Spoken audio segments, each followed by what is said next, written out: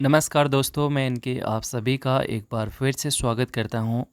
Grade second 2023 जो री exam हुआ है, उसके सेकंड पेपर में जो राजस्थान जीके से जो प्रश्न पूछे गए हैं, लगभग 40 के करीब क्वेश्चन पूछे गए हैं। तो उनके सटीक आंसर क्या थे, एक लाइन में मैं उनके आंसर बताऊंगा और टू द पॉइंट वीडियो है। मेरा उद्देश्य सिर्फ इतना है कि कम समय में आप सारे क्वेश्चन देख पाएँ। आगामी चाहे एसआई की तैयारी कर रहे हैं, फर्स्ट ग्रेड की तैयारी कर रहे हैं, किन्हीं भी एग्ज़ाम की तैयारी कर रहे हैं, आपको ये ज़रूर देखना चाहिए कि हाल ही में जो एग्ज़ाम हो रहे हैं उनमें आरपीएससी किस तरह के क्वेश्चन पूछता है। तो आइए फटाफट से राजस्थान के संदर्भ में जो क्वेश्चन पूछे गए हैं उनमें सबसे पहला क्वेश्चन ये पूछा गया था कि राजस्थान का जो कुल वन क्षेत्र है वो कितना है 2021-22 के अनुसार, यानी 31/3/2022 से पहले तक। तो देखिए इसका सटीक आंसर था 32,864.32 किलोमीटर, यानी कितना हो गया ये 3,28,064 लगभग, है ना। तो इसका सही उत्तर ये था। अगला देखिए, अलसी उत्पादक प्रमुख जिले कौन से हैं। ऑप्शन के अकॉर्डिंग आप देखेंगे तो वहाँ पे कोटा, बूंदीवाला, झालावाड़ यानी हाड़ौती वाला क्षेत्र बिल्कुल इसका सटीक आंसर था। एक प्रश्न आपके जो अनुप्रस्थ बालू का स्तूप है उससे लेकर बना था, तो अनुप्रस्थ बालू का स्तूप ये बिल्कुल सही है। चूरू झुंझुनू ऑप्शन में था जो बिल्कुल सटीक है।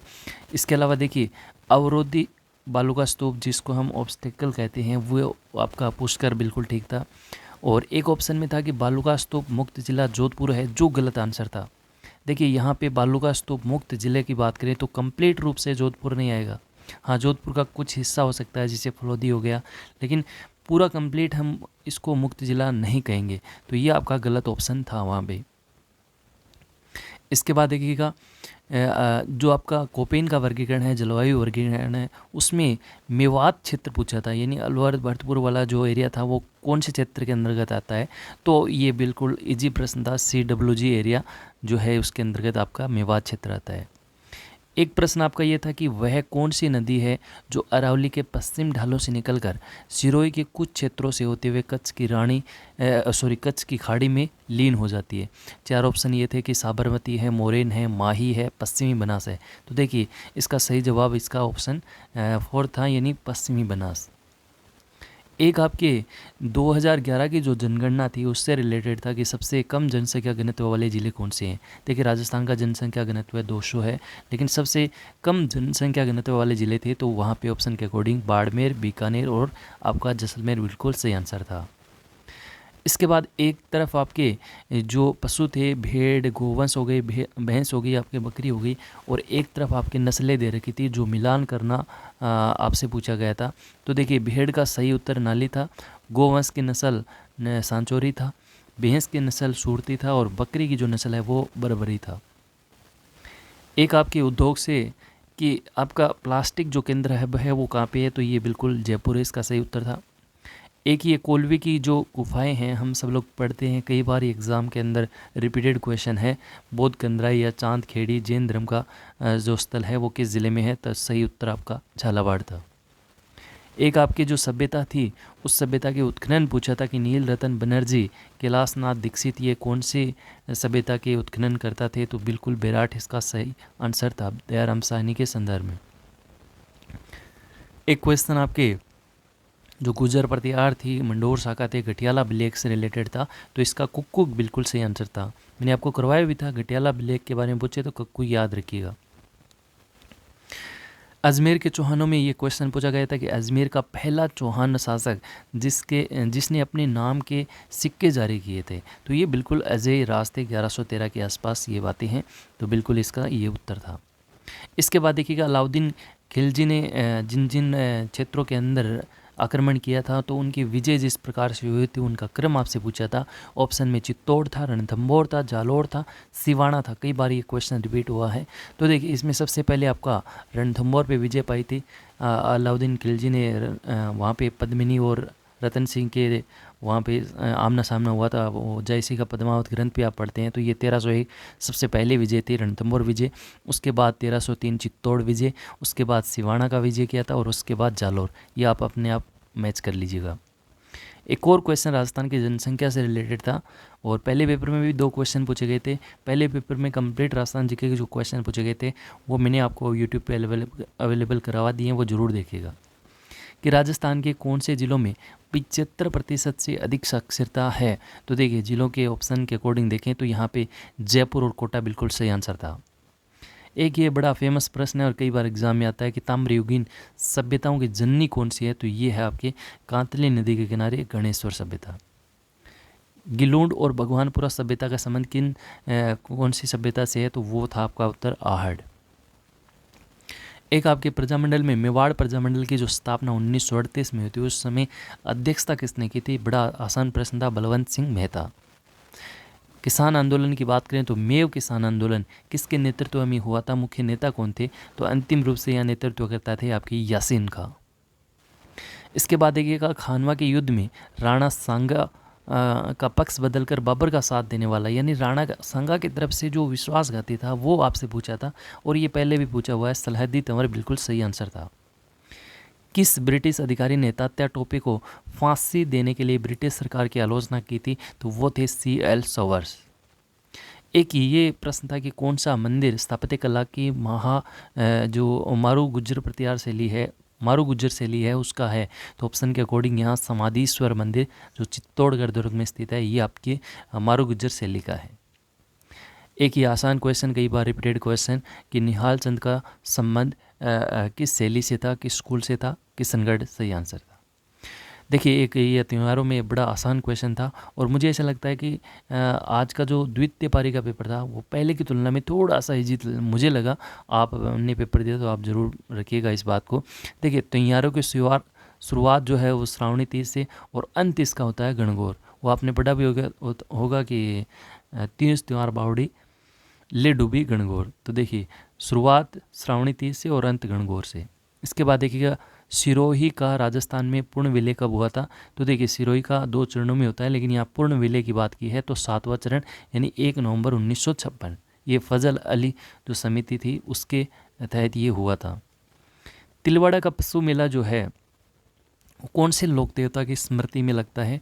तो बड़ा आसान प्रश्न था, रिपीटेड क्वेश्चन, ये आपका मल्लीनाथ। बीकानेर के निकट समराथल को अपना कर्मस्थल बनाने वाले कौन थे। तो ये थे आपके जम्बोजी। एक ये प्रश्न था कि मध्यकाल में खनगा जो होता है वो क्या है। तो ये भी प्रीवियस ईयर क्वेश्चन था। ये एक प्रकार का कपड़ा होता है या वस्त्र होता है।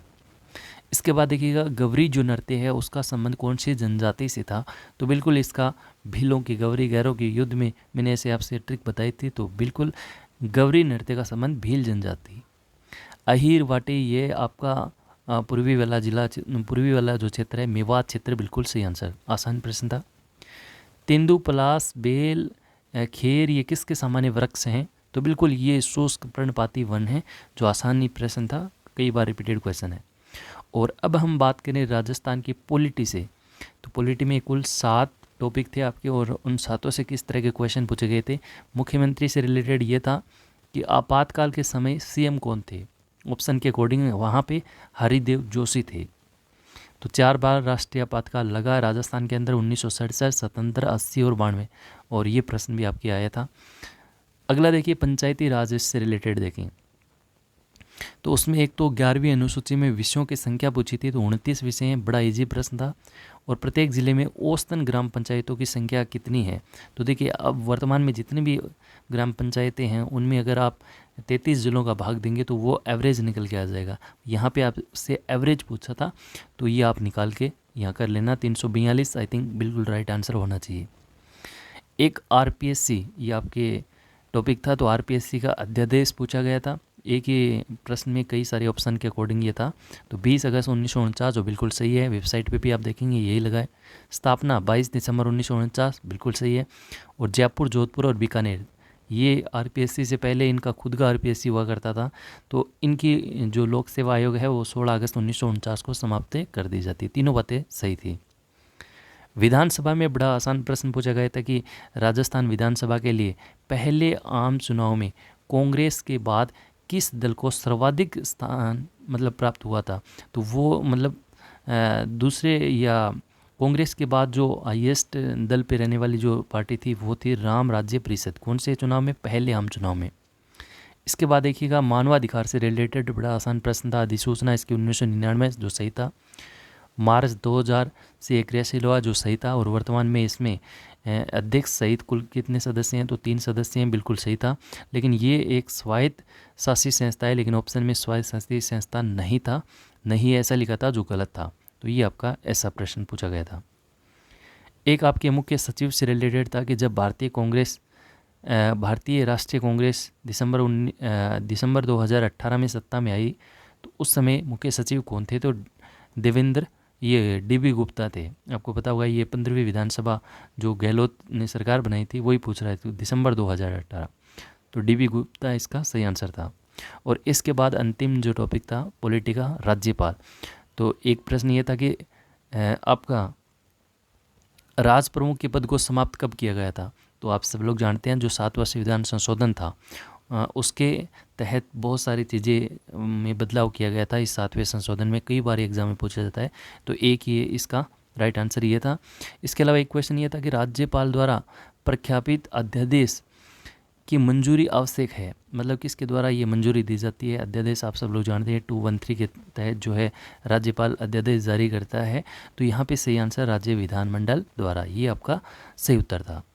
तो ये आपके आज के सेकंड ग्रेड 2023 जो द्वितीय पारी का पेपर था जो निरस्त परीक्षा की गई थी, री एग्ज़ाम करवाया था, उसमें राजस्थान जीके के जितने भी प्रश्न पूछे गए थे, चाहे वो ज्योग्राफी से रिलेटेड हो, इतिहास से रिलेटेड हो, कला संस्कृति हो, पॉलिटी हो, सारे क्वेश्चन मैंने एक छोटे से वीडियो में आपको बता दिए।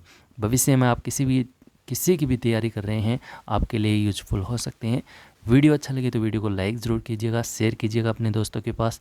फिर एक नई चर्चा के साथ आपसे रूबरू होंगे।